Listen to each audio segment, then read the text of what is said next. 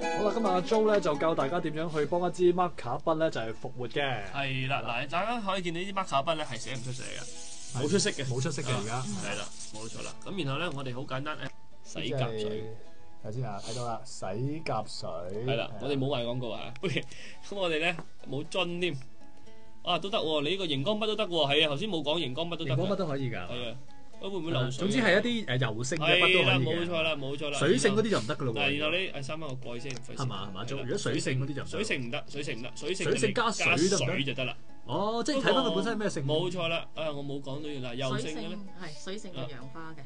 係啊，水性嗱咁而家就索緊呢一個嘅唔係天拿水嗰個洗甲水可能俾少少時間佢，咁佢慢慢咧就會經過個筆頭咧。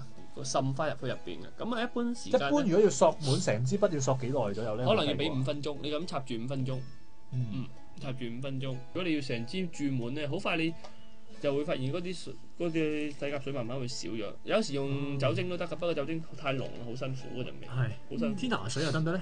天拿水都得，不過天拿水一樣好臭嗰陣味。你寫嘢嘅時候。但係洗甲水其實都有少少天拿水啲成分喺度。係啊，但係洗甲水最少香啲嘛，成分唔同。佢哋都係屬於有機溶劑，但係唔同嘅。OK 未啊？夠1分鐘。好啊，試下而家。試下先。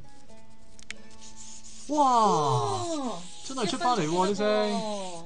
我哋用咗比較短嘅時間啦。係啦。咁如果我哋再浸耐啲咧，啲色絕對係會豐富啲咁樣。哦，非常之厲害啊！好，希望大家可以善用文具啦。係啊，如果屋企有啲筆咧就冇墨啦，咁就有啲唔用嘅洗甲水，咁啊可以試下喎。冇錯啦，冇錯啦。一有用嘅洗甲水都得。都得嘅。嚇，唔用嘅洗甲水就冇用㗎啦。冇就冇用啦。拜拜。拜拜。